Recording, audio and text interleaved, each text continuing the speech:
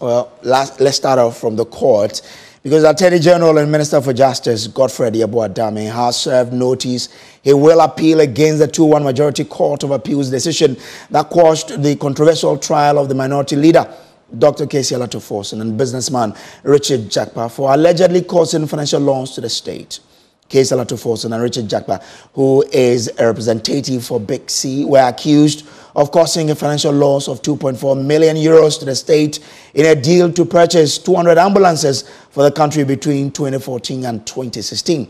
The court said the two have no case to answer and therefore stepped aside an earlier decision of the trial high court for the case to proceed, for which Richard Jakpa, the third accused, has had to call a number of witnesses.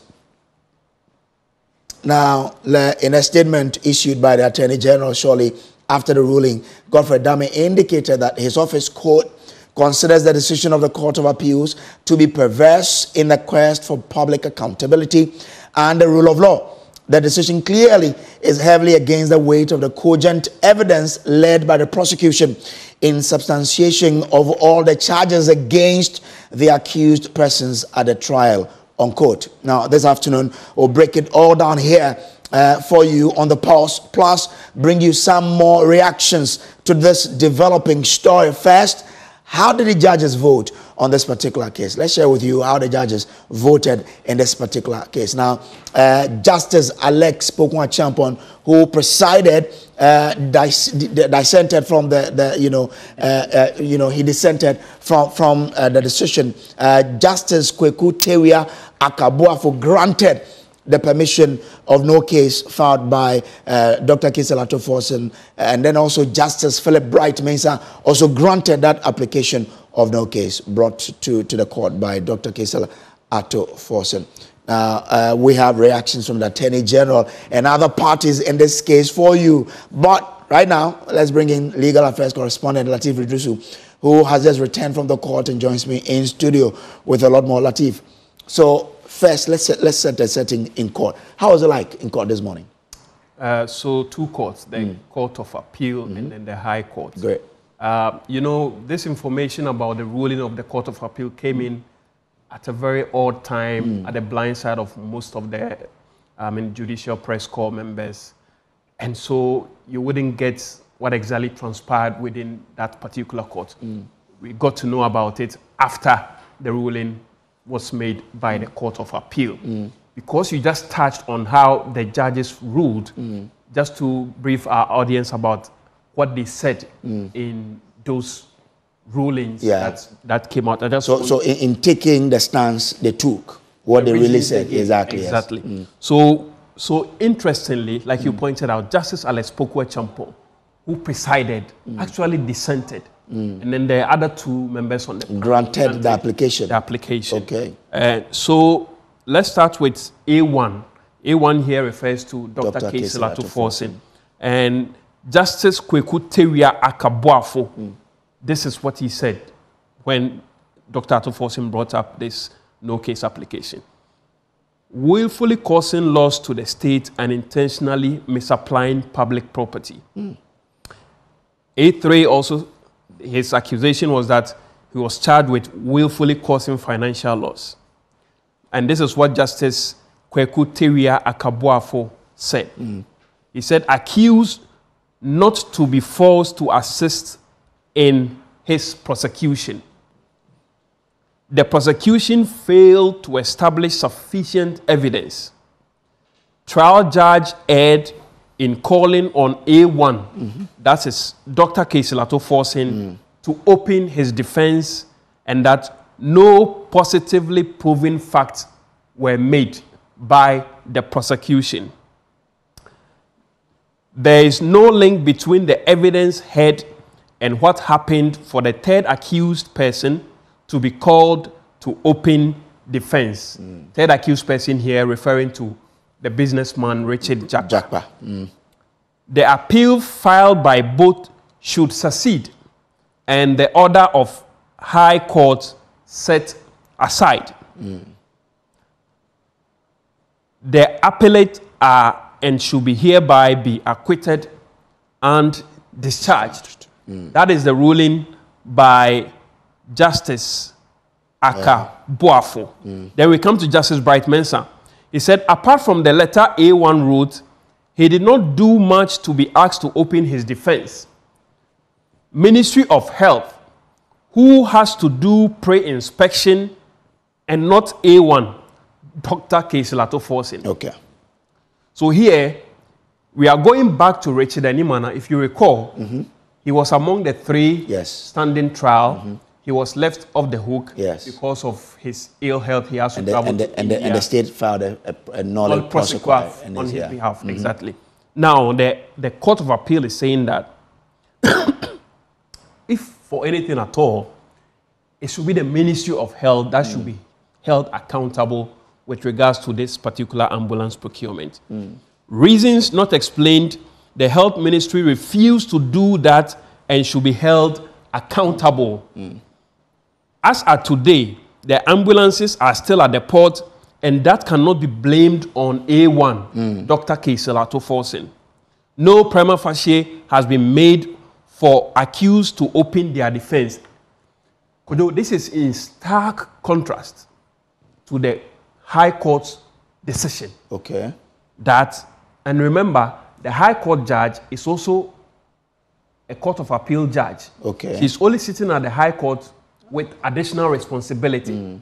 But she's a Court of Appeal judge. Now, the Court of Appeal is saying in this ruling that no prima facie has been made for accused to open their defense. But the High Court ruled contrary, that prima facie case had been made. Reason why the case went on and on and on. But for that, the case would have been ended since 2021. On A3, so this is still Justice Bright Mensah. Bright Mensah. He rounded up by saying the evidence by prosecution is not reliable for a court to deal with them. Then we move on A3. Justice Bright Mensah on A3. He says, no evidence for him to be called upon to answer. Money paid was because he took instructions against his principal. His principal here, Kudu, we are talking about Big C, the Dubai-based business, which Richard Jakwa was acting as an intermediary between them and then the Ministry of Health. If there is any financial loss, that was based on the Health Ministry's recklessness and be blamed on Ministry of Health. If they worked in the interest of the state, the whole ambulance would have been dealt with. Kudu, this is like the crux of the ruling.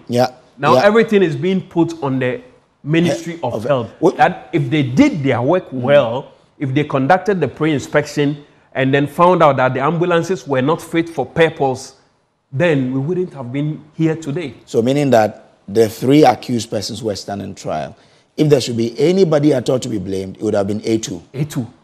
Not A1 or A3. A3. Okay. And A2 was let go. Go. And then these these two were the ones that were standing trial. Interesting. Well, so both appellants have made a case for them to be acquitted and discharged. The appeal succeed and accused are hereby acquitted and discharged. Now, this is the dissenting view by Justice Alice Pokwe Champon. He says the trial judge did not err by holding accused to answer. All right then. So it means that this case is off the table. For now, momentarily. Yes. Because the AG says he will file an appeal, but for now, it is off the table. It is off. But you were in the High Court waiting for the case itself to progress today. How was it like? Because I'm sure the judge would have prepared to come and attend to the case. Exactly. So I think some of the lawyers were actually in court. Lawyers for A3, some of them were in court, but the lead lawyer wasn't there. Tidal Soy was not there. Lawyers for Ato Forcing, none of them showed up. The prosecution, none of them showed up. But some of the journalists were in court, and you have audience coming in to also monitor. Some of them were also seated. Then we saw one of the clerks call the lawyer for A3, Ashia, who was in court, and then she whispered something to him. Now, when he came back, we heard him telling Richard Jakwa, who was in court, Dr. Casey Latofosin was not in court, but Rachel Jakpa was in court, telling Rachel Jakpa that the judge said she wasn't going to sit on the case. Okay. Then they all stood up and then left. Oh, so that's what they told them. Yes. They didn't tell them that the appeals court says ABC. Or...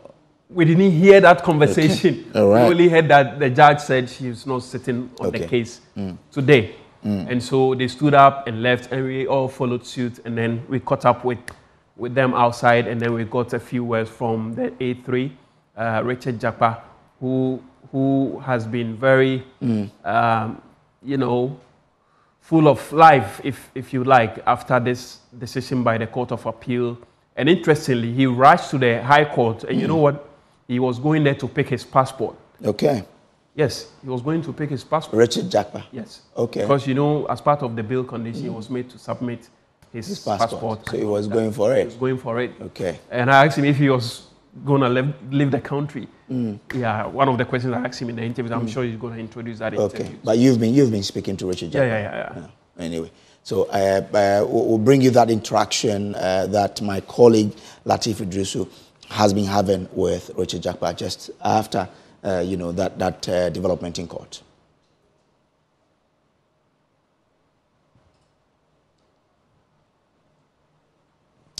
Okay, so we'll bring that to our viewers shortly. But just after you had spoken to him, we got the Attorney General himself speaking to MFR Apao on the Midday News on Joy FM about this particular development. He poured out what his views are about this judgment that the Court of Appeals had pronounced on this particular case. Let's listen to him.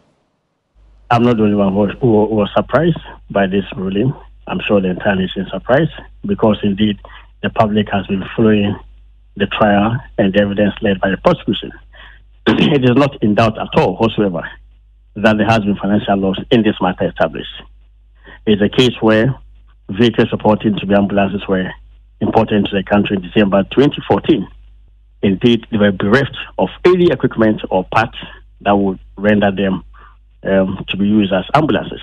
Apart from that, there were serious material defects with every part of the vehicle. Indeed, the specification of the vehicles was wrong. The kind of vehicles that were supposed to supply in the contract were not what was supplied. That is not in doubt. And it is a matter on record. There's also a report that was obtained by the Minister of Health in 2015 when the NDC was in power, which stated categorically that the vehicles could never be converted into ambulances. So clearly, the vehicles are of no use to the nation. So financial loss has been established. Now, the only issue then left is the link between the accused persons and the offense. And it's again a matter of record that the former Minister for Health, who was in office at the time that the transaction was brought into being by the act of Dr. Atufosin, had actually written to the company which supplied the ambulances, not to supply the ambulances, not supply the vehicles at all. So Madame Seriaiti had written a letter cautioning against the transaction, and by that time, the transaction had even lapsed. The vehicles were supposed to supply it within 11 months. By that time, the 11 months had long elapsed. The vehicles were supposed to be supplied by December or November 2013. Well, the contract was signed in December 2012. Yeah. Now, in August 2014, Dr. Atufosin, without any request whatsoever from Minister of Health, then wrote for the Bank of Ghana to establish this of credit. But and it was after that the vehicles were imported. For the sake of time, that, yes. Now, so if evidence has been laid, all the court is supposed to look at that stage is whether the necessary ingredients of the offense have been established. And indeed, the necessary ingredients of the offense have been established. The trial court had held so way back over a year ago. The trial has since proceeded, and we have gone ahead to lead even further evidence to show connection between the accused persons and the offense. But all these facts, Mr. Attorney General, all these facts were before the Court of Appeal, yet they took a decision that there's no case against these two persons, and you still insist that it was a wrong decision by the Court of Appeal. What would you do about it? Precisely. I mean, so I'm a firm believer in the rule of law. I'm an adherent to the rule of law, and clearly I will appeal against the decision. This is the first time that a decision adverse to the prosecution has been given by a court. Remember, when there was an order after we had led so much evidence against Dr. Opuni the High Court actually ordered that we should commence de novo. What did I do? I filed an appeal to the Court of Appeal, and I was able to sustain the appeal. And so I think that is what we've done promptly in this matter. We'll file an appeal to the Supreme Court for the Supreme Court to give a definitive view on the matter. And I think that clearly this decision by the Court of Appeal is wrong, is unfair to the nation, and must not be allowed to stand. If indeed it stands, it will set a very dangerous precedent for the nation. It goes against the grain of all the authorities on causing financial loss in the country. And in my respectful view, there is no case in which financial loss has been more clearly established than this one. The financial loss established, and also as a result of the acts of the accused persons here, is so clear. You find an accused person who even profited 700,000 euros out of the 2.3 million euros that was paid for the ambulances. I mean, I think that this is so offensive to the rule of law, and indeed, the decision must not be allowed to stand. Well, it's surprising that you mentioned from the beginning that this decision actually came as a surprise to you and to Ghanaians. You're saying that you were not aware at all about this decision that was going to be taken today, at least by the Court of Appeal. No, that's not the point I'm making. I'm saying that the effect of the decision, clearly, I mean, it's shocking. It's shocking because it goes against the grain of all the authorities on financial laws. It goes against the law as we know it in the country, and clearly is a case where financial laws has been established. It's not in doubt. It's a case where the acts of the accused persons were the ones which directly caused the financial loss. Without it, there's no record at all in this matter of the Minister of Health requesting for the letter of credit to be established by the Minister of Finance. Indeed, the Deputy Minister of Finance then, Dr. Atuforsen, on his own, wrote for the letters of credit to be established. And the LCs were not established for nothing. They were the means by which the vehicles were paid for. The letters of credit were the means by which the vehicles were paid for. And so if they were established contrary to the agreement, if they are established in favor of a company whose agreement did not even have parliamentary approval, every aspect of this matter is bad. The company itself, the agreement itself, it's an transfer business agreement. It never went to parliament. So to start with, and then the vehicles that were supplied, contrary to the specification under the contract, they're not the ones specified under the contract. The vehicles were bereft of any equipment at all. From 2014, when the vehicles arrived in the country, up to 2017, when the NDC left office, they could not even convert the vehicles into ambulances. And why was that so? Because of the report by the authorized dealers in Mercedes-Benz that the vehicles could never be converted into ambulances. And so I think that as the Attorney General, it is nothing personal. It is a case where I seek to uphold the rule of law, and indeed we have to test the soundness of this decision, and I have no doubt at all that the decision was most unsound and bad. So safe to say that at least you are heading to the Supreme Court as we speak? Yes, definitely. Well, looking at the case in itself, just before you go though, technically it means that this whole ambulance procurement trial is over.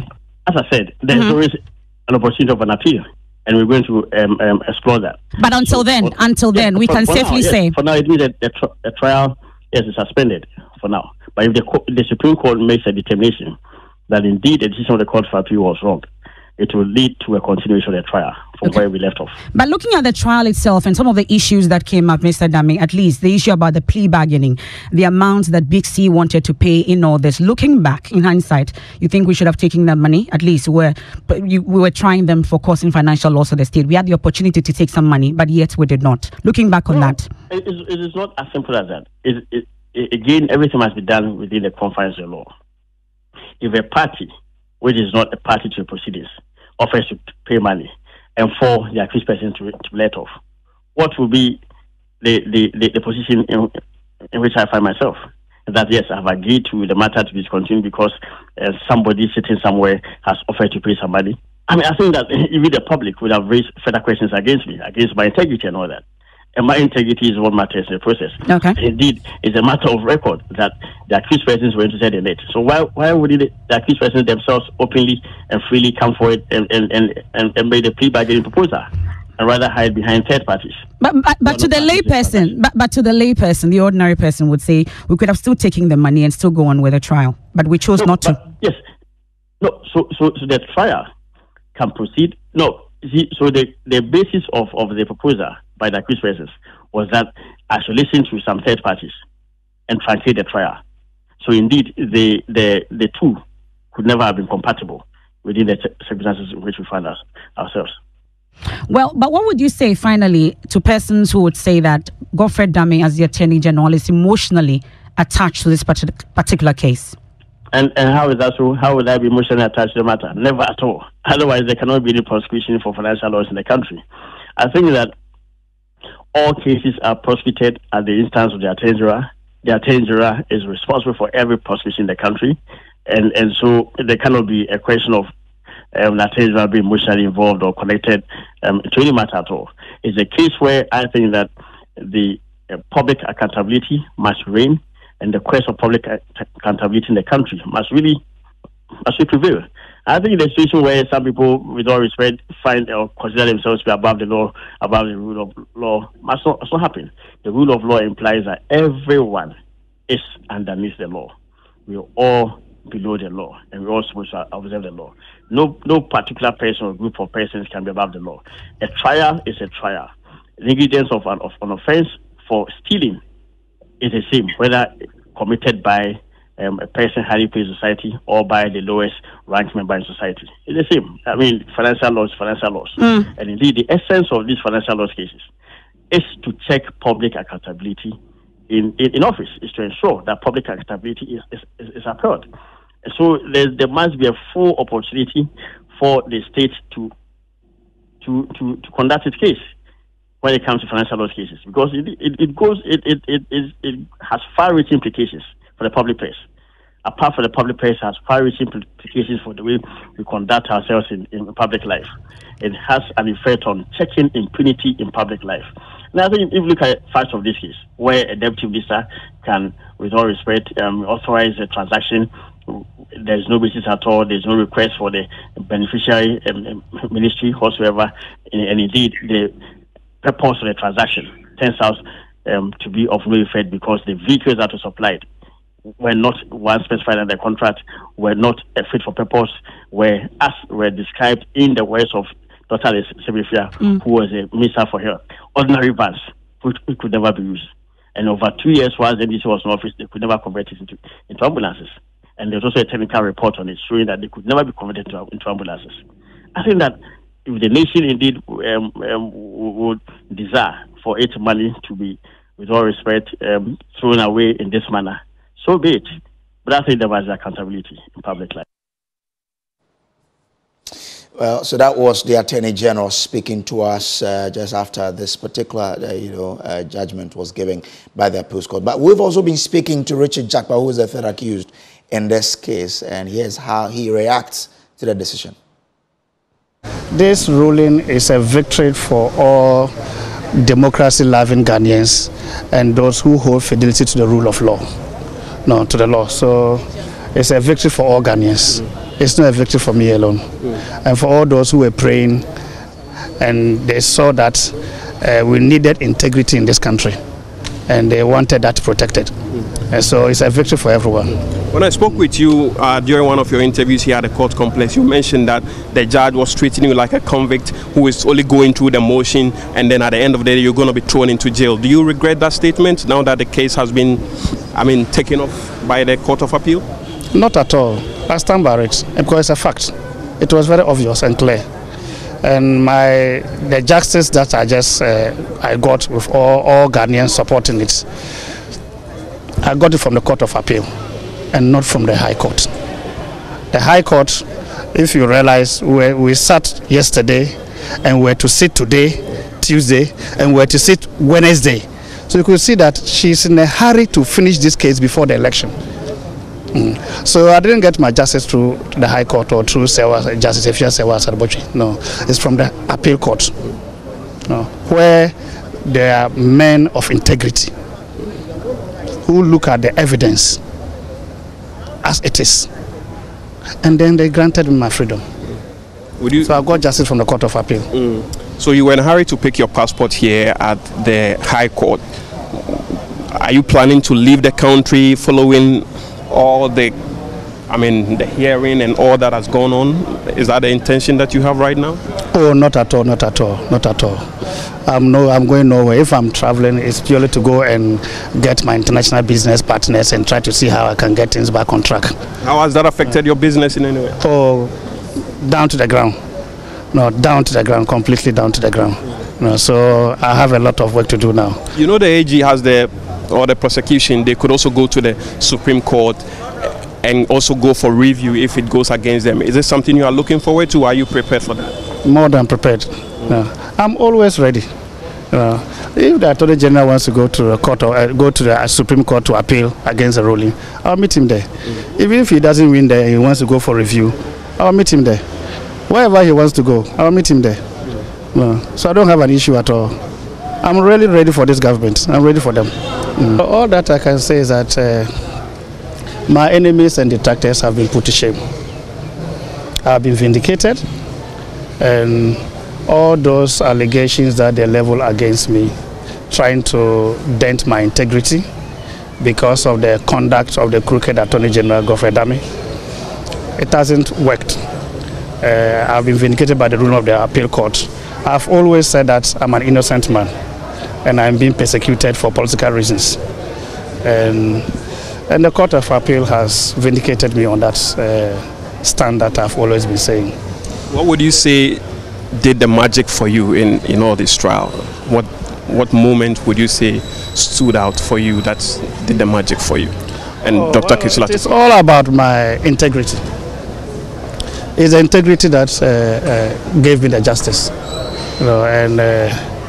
You see, I couldn't turn my back or betray Atuforsen or the NDC party because I knew what this government was after. And I couldn't turn my back on my party, and then I couldn't also betray Atuforsen. I couldn't do that because he's an innocent man. And it didn't resonate with my conscience and the way I do my things. And that is why I did what I did, and I stand by it. If you live here, what would you say to your lawyer, or what would you say to your wife? Well, since you've asked this question, I want to use this point to thank all the lawyers that in diverse ways contributed to this victory. In fact, starting with lawyer Rindo Sam, and then lawyer Ampakosa, and then lawyer Thomas Obin, who was just around here, and then also my current lawyer, lawyer Tadio Sori, and then lawyer Bafo Esha. And all the team that contributed in diverse ways, those that were working behind the scene, getting cases for my lawyers, reading cases, and then working behind the scene. You may not see their faces, but they were really doing the work behind the scene to put together everything that my lawyers presented. I'm thanking all of them. It was a teamwork. So all the past lawyers, they also contributed their ways throughout the process. So that's why I'm thanking all of them. All right, thank you. Has this trial change your perception about the country and how it's governed? Oh yes, of course. How is that? Well, what I see is that we have a problem at our Attorney General, Minister of Justice, and Attorney General's office. And what I will entreat subsequent presidents is to really check the character of who they appoint as Attorney General of the country. Because if you want to protect our democracy and the rule of law, you must be very circumspect in who you appoint as your Attorney General, because he's number one enforcer of the law and all ethics of the legal system. He's the leader of that. So if you appoint a crooked person, a rogue who doesn't play by the rules, a gangster, and he comes and take that position, then you can be rest assured that innocent people, men of integrity, will all be sent to jail. You either join them to pillage and run the country down, capture the whole country, or they send you to jail. And most Ghanaians, a lot of people who are in this other institutions, they have no choice than to join them. So you can see that almost all our institutions have been captured. They have been cowed into silence. We only have a few men of integrity who are still in state institutions, who are still trying to hold the rule of law and to protect this nascent democracy of ours. But if it were left to these people in government, there will be nothing left for Ghanaians. So it's very, very important that when it is time for us to go and vote on December 7th. Ghanaians who want to protect this democracy and want to give the third independence to Ghana. And I always say we need to fight for a third independence because the first independence was secured by Kwame Nkrumah. The second independence was secured by the late Flight Lieutenant General John Rawlings. And we are now going for our third independence. And that must be done by John Dramani Mahama. And we need Ghanaians to support him in that. Because we need to give this country an independence. The country has been run down. We have very few men of integrity still in the judiciary. So we need to rescue this country. This country, we need an independence for this country. The third independence. We communicated this to Big C already? Oh, I've done that. In fact, I'm very happy and they are jubilating. Yeah. So your business is coming up to stream now? Oh, well, to come back, I would now need to travel out and go and put up. Because what they did, it caused me a lot of international damage. So a lot of my international partners were a little bit lackadaisical in, they were pulling out on so many things. So I need to now fly out, go and reassure them, get things back on track. I just need to put my life back in order. And I need time to do that. So that's third accused in the ambulance trial, Richard Jagba, who is a businessman. He says he's going to restart his business connections to get his foreign partners back, But Latif, you've done some incredible job there. This is over. And until the AG gets back, we don't know. So we've lost the 2.4 million that Big C said he wanted to pay. Yeah, technically the 2.37 million euros. That's there was a plea bargaining talk along the line. Yeah. But the Attorney General decided that no, they wanted to actually go to the court and prosecute them for causing financial loss. So the AG declined that offer of paying back the 2.37 million euros. I'm not a lawyer. So I'm unable to tell whether or not with this particular Court of Appeal ruling, the state has now actually lost the 2.37 million euros. Or there's still an opportunity. There's a window of opportunity for the state to recoup that amount back. Let's see what happens. But I'm grateful to you and kudos for that wonderful job that you've done on this case. Well, so that's Latif Idrisu there, who is our court correspondent.